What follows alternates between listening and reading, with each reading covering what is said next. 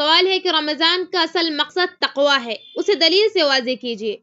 تو سورۃ البقرہ کی آیت نمبر 183 ہے، جس میں اللہ سبحانہ و تعالیٰ کا فرمان ہے۔ اللہ تعالیٰ نے فرمایا اعوذ باللہ من الشیطان الرجیم یا ایہا الذین آمنوا کتب علیکم الصیام کما کتب علی الذین من قبلکم لعلکم تتقون۔ اس آیت میں اللہ تعالیٰ نے کہا اہل ایمان سے مخاطب ہوتے ہوئے، اے ایمان والو، تم پر روزے فرض کیے گئے ہیں جیسے کہ تم سے پہلے لوگوں پر فرض کیے گئے تھے۔ کیوں؟ لعلکم تتقون، تاکہ تم متقی یعنی کہ پرہیزگار بن جاؤ۔ سورۃ البقرہ کی آیت نمبر 183 ہے۔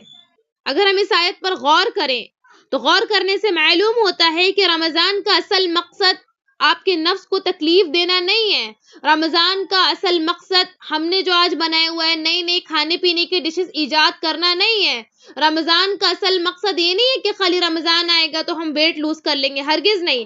رمضان کا اصل مقصد قرآن کریم کی اس آیت مبارکہ سورۃ البقرہ کی آیت نمبر 183 میں اللہ نے کہا کہ روزوں کی فرضیت کا مقصد کیا ہے؟ لعلکم تتقون، تاکہ تم متقی بن جاؤ، تاکہ تم پرہیزگار بن جاؤ۔ یہ رمضان کا اصل مقصد ہے۔ لیڈیز کویشچن، خواتین کے سوالات what's app group. Ladies and girls کے مسائل کے لیے QR کوڈ سے اپلیکیشن ڈاؤن لوڈ کریں۔